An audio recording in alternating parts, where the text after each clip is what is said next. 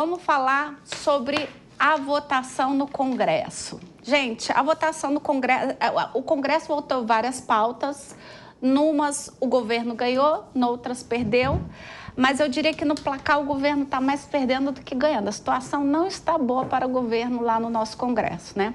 O Congresso Nacional derrubou na noite de ontem o veto do presidente Lula à lei que proibiu as saídas temporárias de presos para visitar familiares. A conhecida saidinha, né? O benefício aos detentos agora está proibido em datas comemorativas como Natal e Páscoa e só é permitido mediante novas regras, apenas para estudo ou trabalho externo. Os parlamentares também analisaram outros temas e mantiveram o veto do ex-presidente Jair Bolsonaro, que impediu a tipificação do crime de disseminação de fake news ou desinformação, com pena de até 5 anos. Na prática, essa decisão barra a possibilidade de estipular na lei o crime de comunicação enganosa em massa. A sessão conjunta de ontem foi vista como uma das mais fracassadas na questão de articulação política do governo, já que as votações tiveram ampla dissidência entre partidos aliados ao Planalto. E aí eu já passo para a mesa, porque é o seguinte: uma das questões também que estava sendo negociada aí com o governo era a questão do calendário de pagamento das emendas parlamentares, né? E aí o governo cedeu a essa questão aí de ter o calendário para o pagamento das emendas parlamentares. Todavia, entretanto, contudo, devemos lembrar que este calendário que foi votado para pagamento de emendas são para as emendas previstas até o mês de junho, metade do ano. A partir de julho, a gente não tem este calendário vigente. Portanto, o governo vai ter de novo aí um poder de barganha com o Congresso se eles quiserem receber as emendas, se eles quiserem ter de novo aí um ajuste de calendário para recebimento dessas emendas. Correto, Diogo da Luz? Correto, e uma pena, na minha opinião, a gente está discutindo isso, Helene, porque eu fico pensando que tantas emendas parlamentares. Alguns dizem, para que o Congresso tenha mais participação no orçamento. Mas o que é o Congresso, se não os deputados e senadores? O que é a Câmara Federal, se não os 513 deputados? E são justamente esses 513 deputados que fazem o orçamento anual, eles que determinam como serão os gastos do Executivo. Em todos os itens, podem determinar com maior ou menor rigor. O volume total tem rigor absoluto, mas o detalhamento pode ser mais ou menos rigoroso. Isso é uma decisão do Congresso. Então, por que as emendas, se não para dar nome ao dinheiro público? Por exemplo, vamos mandar ambulâncias para algum local. Mas elas têm que chegar lá dizendo que foi o deputado fulano de tal que mandou aquele recurso para lá. E assim por diante. Isso é autopromoção, sendo que candidatos novos que queiram concorrer não têm esse espaço, ficam numa desigualdade muito grande contra os que já estão lá. É um protecionismo para aqueles que já foram eleitos. No meu entender, seria muito melhor que não houvesse emendas parlamentares ou, no mínimo, como era há 10, 20 anos atrás, que as emendas representavam muito pouco. Então era um pequeno agrado para o deputado, aí não incomodava ninguém, mas nesse valor de bilhões e bilhões de reais, eu acho que atrapalha o orçamento, na verdade. Seria melhor que elas não existissem. Na verdade, você tem aí uma troca um pouco de função, né? A função do Executivo acaba indo para o Legislativo, porque ele é que fica ali com uma boa parte do orçamento e destina para onde vai, para que projeto vai. Ainda bem que agora, com a tragédia do Rio Grande do Sul, muitos parlamentares têm destinado parte dessa verba para a reconstrução do Estado. Mas, Ricardo, eu queria te ouvir muito, né?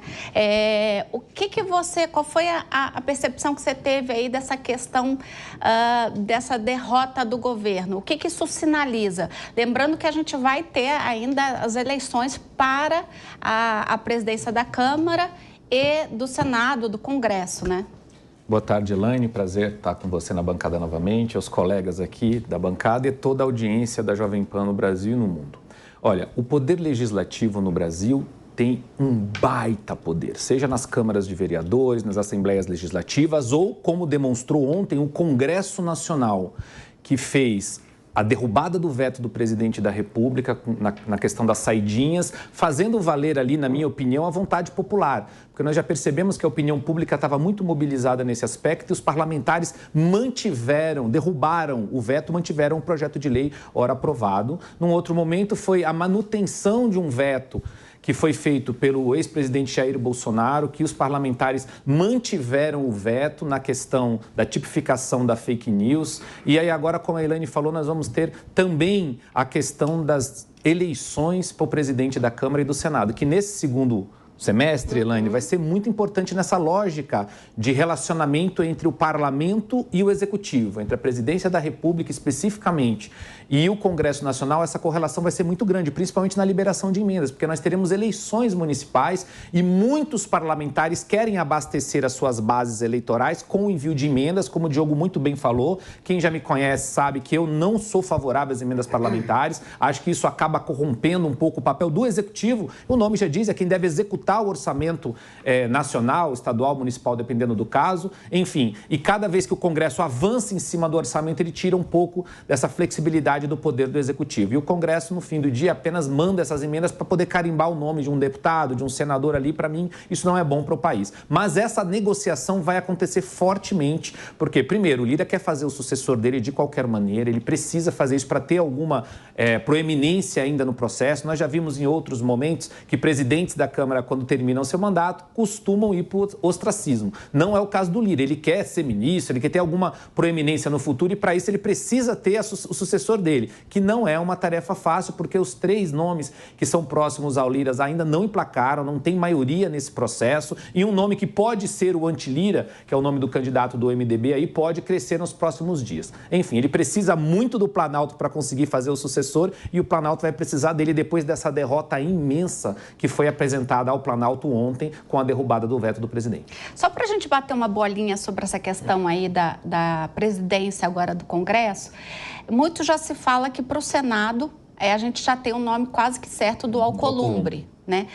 E para a Câmara, como é que você está enxergando aí essa disputa? Você acha que já tem um nome certo ou isso vai ficar acirrado realmente da oposição ao Lira com o candidato do Lira? Olha, eu acho que não temos um nome certo ainda. Os 3 nomes próximos ao Lira, você tem o nome do União Brasil, que no caso, como o Alcolumbre já é um nome forte para o Senado, já vem ali construindo um consenso, acho que é muito difícil porque é praxe do Congresso não ter o mesmo partido nas 2 casas. Isso vai dificultar a indicação do União Brasil. Você tem o Marcos Pereira, presidente de uma legenda partidária também, que tem ali um problema, porque ele é muito forte ligado aos evangélicos. Uma base do presidente Lula acha que ele pode trazer os evangélicos junto no processo, caso o Planalto apoie a candidatura dele. Por outro lado, tem gente que diz que não é o caso.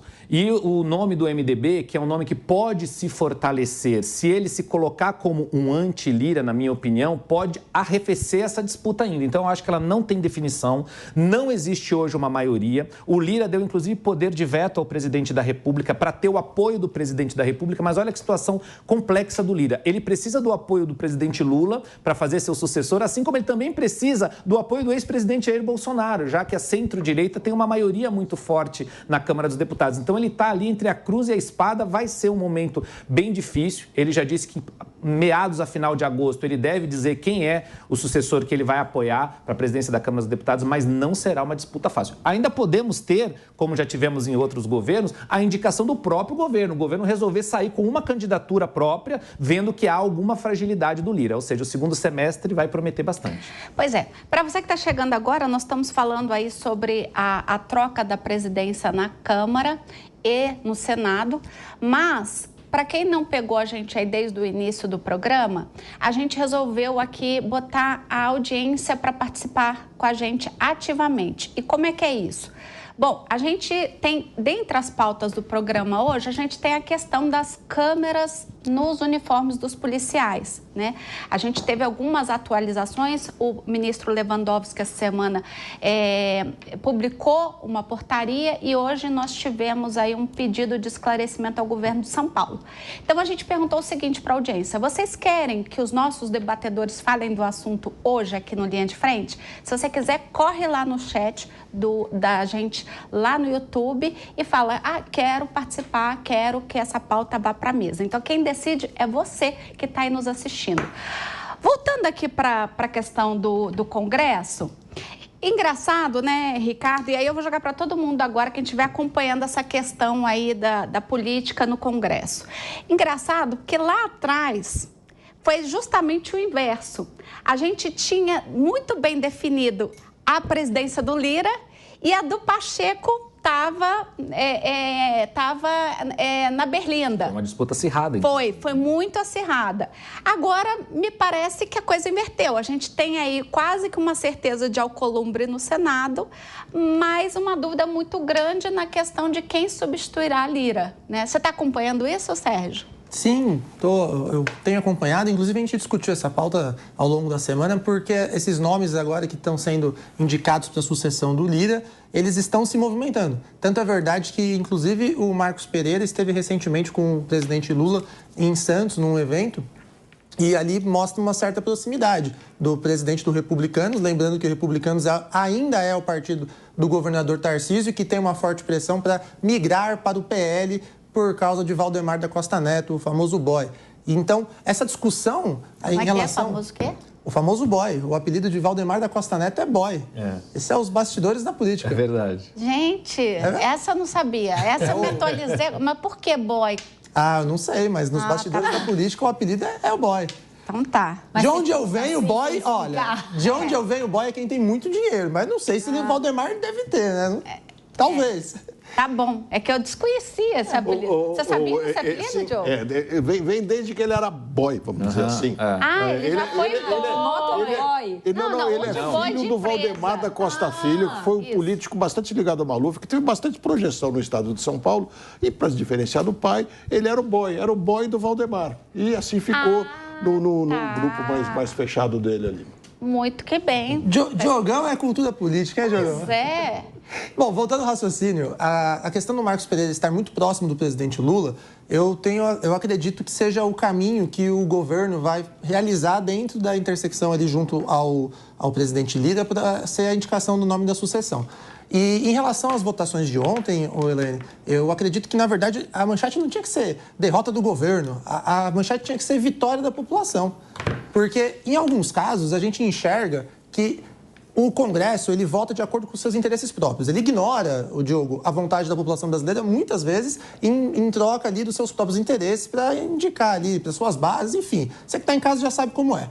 Agora, quando o assunto ele é muito polêmico, que tem uma repercussão, que está na mesa do bar, que está dentro da casa, que está na faculdade, que é o caso da saidinha, o Congresso não tem para onde fugir. Então, perceba, eles derrubaram o veto do presidente da República porque ali eles não tinham opção. Eles tinham que fazer essa derrubada porque era a vontade da população. E é algo que vai ser muito comentado hoje. Então, a imagem do Congresso hoje, ela com certeza ela é positiva. Hoje, eu não estou dizendo nos outros dias, mas hoje ela cresce em razão desse veto. E não ainda somente em razão dessa derrubada do veto do atual governo em relação à saidinha, mas também em relação à defesa da liberdade. E isso é um fator assim, muito, muito, muito preocupante quando a gente fala do veto 46, que foi realizado ainda pelo ex-presidente da República, Jair Bolsonaro, quando, naquele projeto de Lei de Segurança Nacional, ele vetou a ideia de tipificação penal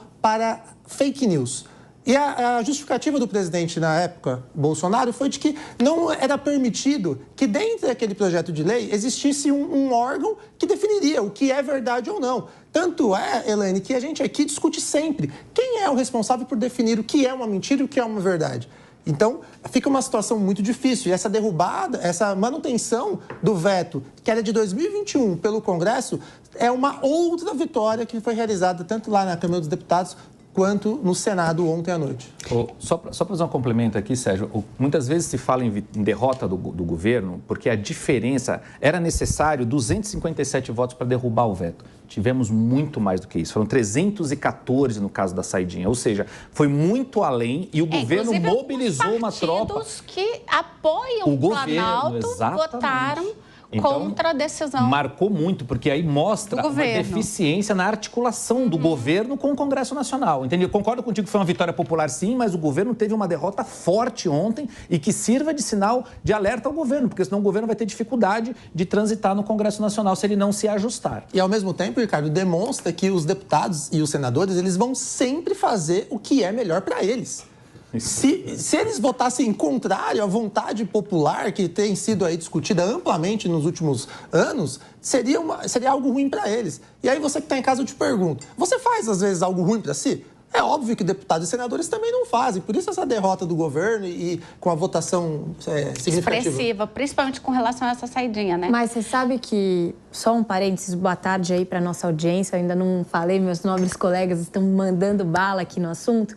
Mas na época em que o presidente Lula deu este veto com relação a essa questão da saidinha, ele foi muito criticado até pelas pessoas que estavam próximas a ele, justamente por isso que o Sérgio falou, que a popularidade do assunto e o veto dele fazendo com que ele entrasse num atrito direto com grande parte da população, porque foi bem na época que aquele policial foi brutalmente assassinado por uma pessoa que estava numa saidinha. Então, assim, vejam bem, eu não vou criticar a decisão do Congresso e eu não vou criticar a lei, mas eu acho que a gente tem algumas observações a serem feitas. A primeira delas diz justamente com relação a isso, que este projeto todo, ele começou a efetivamente caminhar em regime de máxima urgência e atenção, embora estivesse parado no Congresso já fazia alguns anos, por conta desse episódio trágico e lamentável. Só que, como sempre no nosso país, as coisas acontecem mais para mostrar que estão sendo feitas do que para efetivamente produzir resultados positivos no futuro. Por que eu estou falando isso? Porque se você lê o texto que foi aprovado e que tinha sido vetado e que não foi vetado porque o Congresso derrubou o veto, você verá que existem algumas coisas que não são muito bem explicadas e que acabam deixando muitas coisas no ar para serem aí decididas pelo próprio Poder Judiciário, pela própria turma da execução penal, e a gente não sabe como isso vai ser feito. Exatamente? Por Fala exemplo, pra gente. Existe lá a necessidade de uma avaliação e de um exame criminológico. Mas ninguém sabe ao certo... Mas pra quê? Se a saidinha for não, proibida? mas vamos lá. A saidinha, ela foi... Primeiro, vamos retomar, né? A saidinha, ela foi proibida para ressocialização dos presos em datas comemorativas. Ainda, mesmo com a apresentação...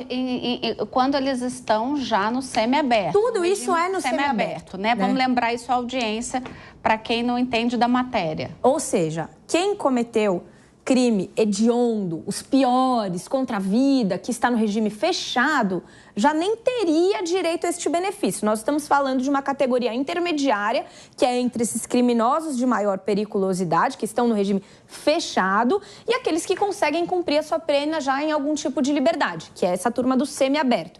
Eles tinham direito a sair da prisão, e nem deveriam estar na prisão, deviam estar em colônias lá, como é que chama aquilo? Campo. Colônia penal, que não existe no Brasil, embora exista na lei.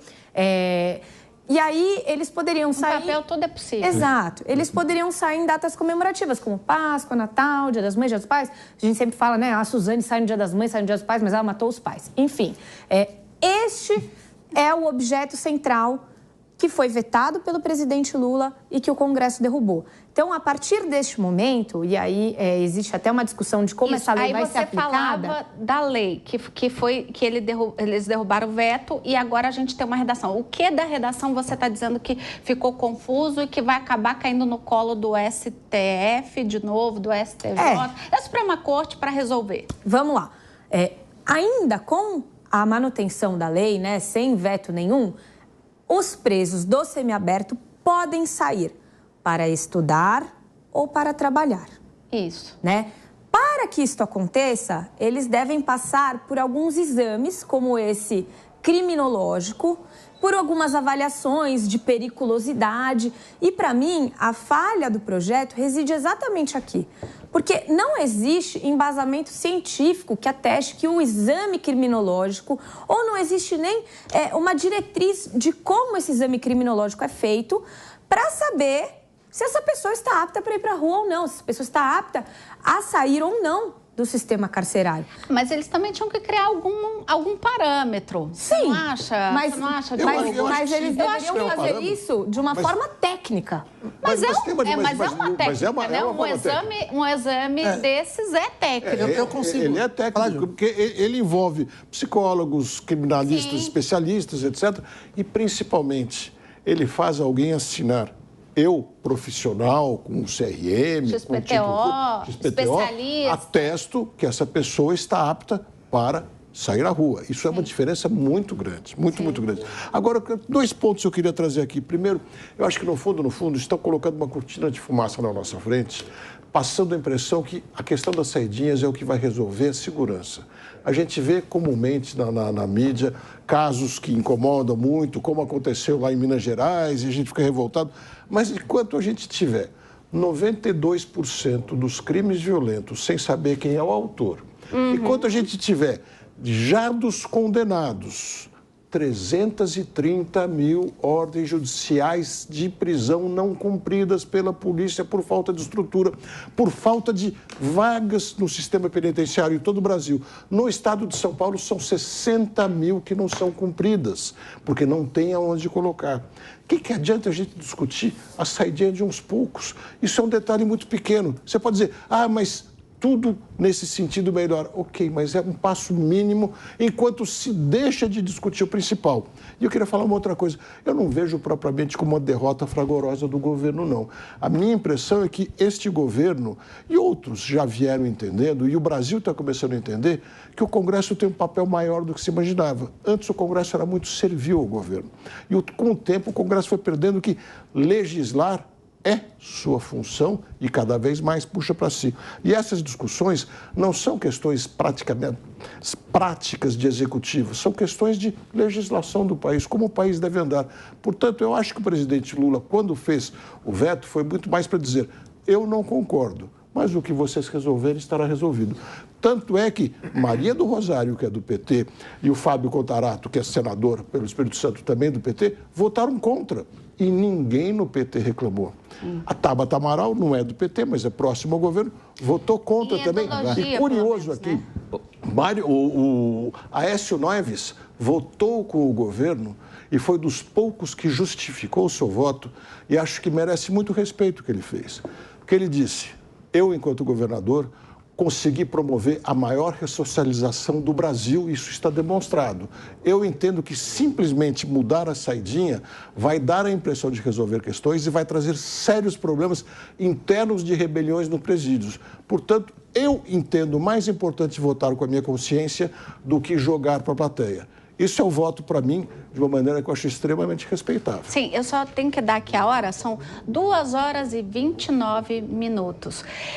Eu, até só seguindo no que você está falando, Diogo, eu tenho a impressão, e aqui não é nada contra a questão da saidinha, não. Eu também sou uma pessoa que eu tendo a ser favorável a acabar com a saidinha.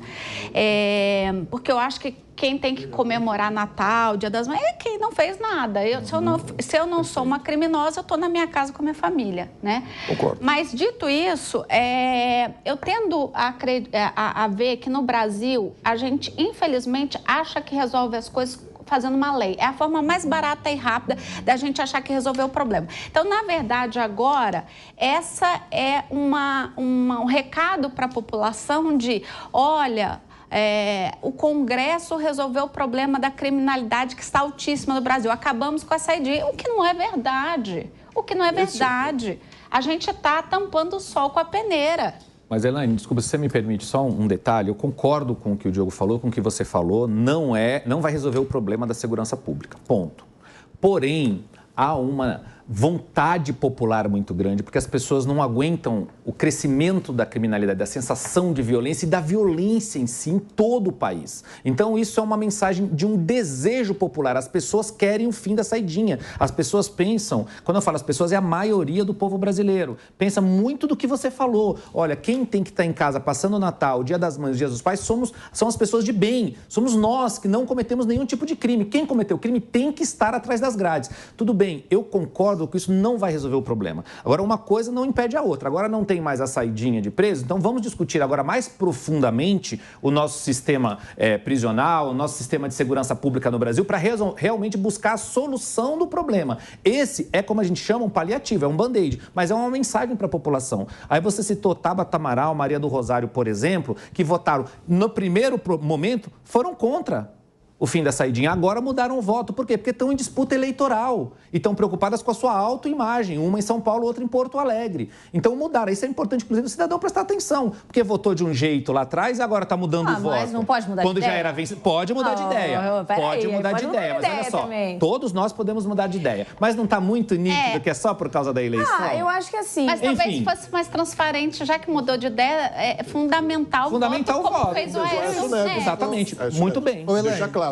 Mas eu acho que, de novo, eu particularmente também não gosto da saidinha, porque a saidinha passa uma mensagem negativa, uma mensagem de que você pode ser para comemorar. Isso é opinião pessoal. O que me incomoda é os políticos que sabem o que estão fazendo lá enganarem a população, dando ar de que o problema é a saidinha e que a solução é acabar com a saidinha. Isso que é falácia. O problema não está aí. Nós temos problemas muito mais sérios para resolver a nossa segurança. E não estamos enfrentando, porque estão dizendo para você que com isso resolve. E falam muitas coisas, como, por exemplo, a polícia prende e a justiça solta. Mas eles não falam para você que tem 330 mil ordens de prisão não cumpridas e que faltam celas para colocar essas pessoas e que governador de estado nenhum está enfrentando esse problema para realmente investir em mais presídios e colocar todos eles na prisão. Ou definitivamente entrar no debate sobre a privatização do sistema carcerário brasileiro. Né? Assim, Diogo, eu não enxergo dessa forma, sabia? Eu acredito que o Congresso ele não deu essa resposta para a sociedade em termos de que, olha, agora o problema da segurança pública foi resolvido. Em nenhum momento eu vi os congressistas, os deputados, os senadores, eles com esse discurso. Pelo contrário, eu entendo que eles tinham um discurso muito nítido. Temos que reduzir a sensação de impunidade que existe no Brasil. E eu falo isso para você porque você acabou de trazer dados que são alarmantes em termos de impunidade. Aqui no Brasil, o criminoso comete o crime e não é preso. E aí são N motivos. Por quê? Por um déficit da polícia militar, da polícia civil, uma falta de estrutura. Os problemas nós sabemos, mas essa questão específica da votação da saidinha foi em razão da sensação de impunidade ser reduzida, que é o bem-estar da população, que é o que nós almejamos. E, Ana, um outro ponto que eu anotei aqui, quando você estava comentando sobre o que vai ser permitido ou não, o relator lá no Senado, que era o Flávio Bolsonaro, para fazer com que conseguisse andar no Senado, ele deu uma amenizada. Então, ele manteve a possibilidade dos presos no regime semiaberto, que não sejam crimes hediondos, para permitir a realização de saídas para estudo ou trabalho. Ponto. Mas a reflexão que a gente tem que fazer é o seguinte: essa lei, que é a Lei de Execução Penal, ela é de 1984. Pergunto a você que está em casa, os crimes de 1984, eles eram exatamente da mesma forma com a organização criminosa que toma o país hoje em vários estados? Eu acredito que não. Então, a forma da gente lidar com o criminoso tem que ser modificada. E aí, Diogo, é onde eu entro com uma alteração na Lei de Execução Penal. Porque não adianta nada a gente falar assim, olha, vamos supor que tenha que aumentar a pena para crime. O crime, a pena prevista, a base é de 2 a 10 anos. E aí, então, vamos aumentar para 30 anos e aí vai acabar com esse crime. Não. Na criminologia, não acaba com o crime. Porque não é aí que você enfrenta. Você tem que prevenir, você tem que dar outros elementos para fazer com que aquele crime não ocorra. Mas quando a pessoa, quando o pequeno percentual que acaba sendo preso e vai para o presídio está lá, a gente tem que entender qual é o formato que a gente tem que lidar com aquele preso. Porque assim, Ana, desculpa, ressocialização no Brasil, isso passou longe, isso não existe. Talvez em 84 pudesse existir. Hoje, não existe ressocialização. Mas, Sérgio, o preso sai e comete novos crimes. Eu até concordo com você que o Estado falhou muito na questão da ressocialização. Mas a gente precisa, então, mudar a premissa fundamental da nossa lei de execução penal e do nosso sistema carcerário. O que eu estou mexendo é na ponta do iceberg. Não existe uma discussão a respeito dos motivos pelos quais a ressocialização foi falha. Porque assim, a ressocialização também... E não me venham dizer que o preso ressocializa só porque faz saidinha. Porque a ressocialização, por natureza, tem que acontecer também dentro do cárcere, também dentro do presídio. E ninguém fala uma palavra sobre algo que seja feito lá dentro para que essa ressocialização efetivamente ocorra. Pelo contrário, tudo que a gente escuta é que a pessoa entra na prisão de um jeito e sai pior. Então, existe uma falha, mas essa falha precisa ser estudada desde a sua premissa fundamental e não tapar o sol com a peneira dizendo que saidinha não funciona. E aí eu vou trazer um outro ponto para vocês e, de novo, gente, eu também sou da turma que eu acho que nesse momento a saidinha tinha que acabar. Embora eu não acho que isso resolva muita coisa, estou com vocês no sentido de que isso traz uma sensação um pouco melhor para a população nesse momento de tanta angústia com relação à segurança pública que a gente está vivendo. Mas muita gente que trabalha com o sistema carcerário fez um alerta porque tem duas perspectivas que não foram levantadas aí por muita gente. A primeira, que é essa da ressocialização, porque embora a gente tenha exemplos ruins e infelizmente a gente sempre acaba noticiando só aquilo que é ruim, não aquilo que efetivamente traz de bem para alguém com relação à saidinha, mas também porque existe um contingenciamento de agentes públicos nestas datas festivas. A gente teve aquele episódio horroroso de 2 presos fugindo de uma prisão de segurança máxima e uma das justificativas utilizadas pelo ministro Ricardo Lewandowski foi justamente que haviam menos agentes do que o normal porque era quarta-feira de cinzas. Eu não sei se vocês se lembram disso. Isso acontece em todas as datas festivas, em todas as datas comemorativas. Porque os agentes penitenciários também têm família, eles também são pessoas de bem e querem passar essas datas com as suas famílias. Isso pode levar à ocorrência de rebeliões e de fugas. O Diogo da Luz falou, eita... Exato. Eu ia chegar no Diogo, eu juro que eu ia dar esse crédito para ele. Porque a gente foi e fez, porque a população pediu, porque aconteceu aquele episódio horroroso. E eu concordo com vocês. Mas a gente não pode parar a discussão aqui como parece estar sendo feito. Porque aprovou, legal, Lula vetou, tiramos o veto, provavelmente vai ser sancionado dessa forma, vai funcionar dessa forma, mas e depois? Daqui a 2, 3 meses acontece um outro crime escandaloso que choca a população e nós vamos fazer o quê? Procurar mais algum projeto que está engavetado há 2, 3 anos? Nós temos que parar e fazer um estudo direito lá de trás, voltando para falar que a ressocialização não está funcionando.